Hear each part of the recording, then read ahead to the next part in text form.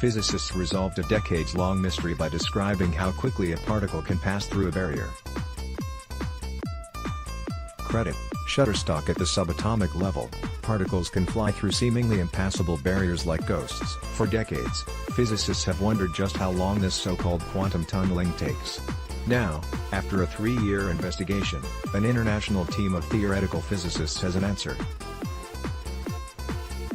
They measured a tunneling electron from a hydrogen atom and found that its passage was practically instantaneous. According to a new study, 18 times quantum particles blew our minds. Particles can pass through solid objects not because they're very small, though they are, but because the rules of physics are different at the quantum level.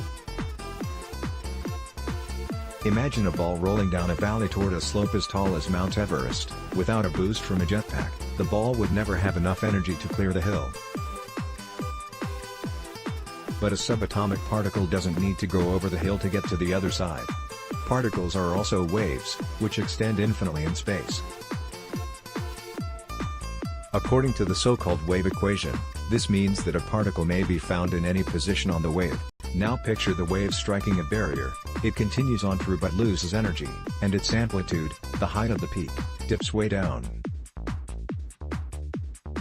But if the obstacle is thin enough, the wave's amplitude doesn't decay down to zero. As long as there's still some energy left in the flattened wave, there's some chance, albeit a small one, that a particle may fly through the hill and out the other side.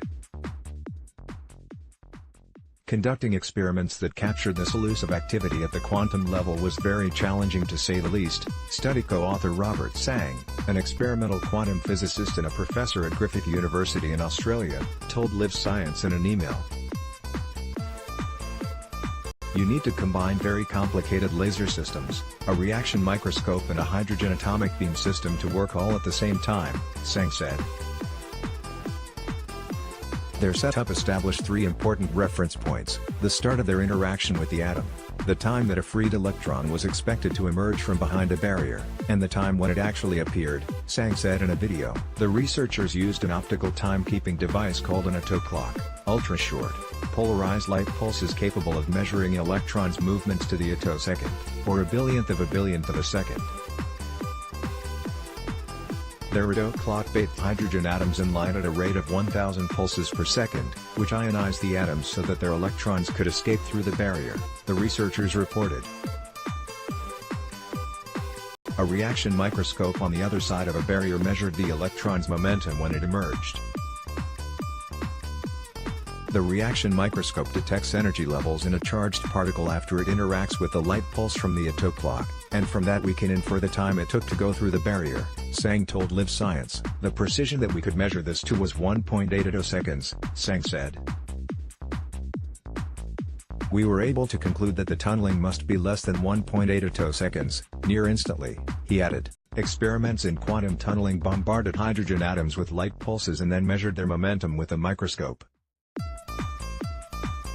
Credit: Andrew Thompson/Griffith University. Though the measuring system was complex, the atom used in the researchers' experiments was simple, atomic hydrogen, which contains just 1 electron. Prior experiments conducted by other researchers used atoms that contain 2 or more electrons, such as helium, argon and krypton, according to the study. Because freed electrons can interact with each other, those interactions can affect particles' tunneling times.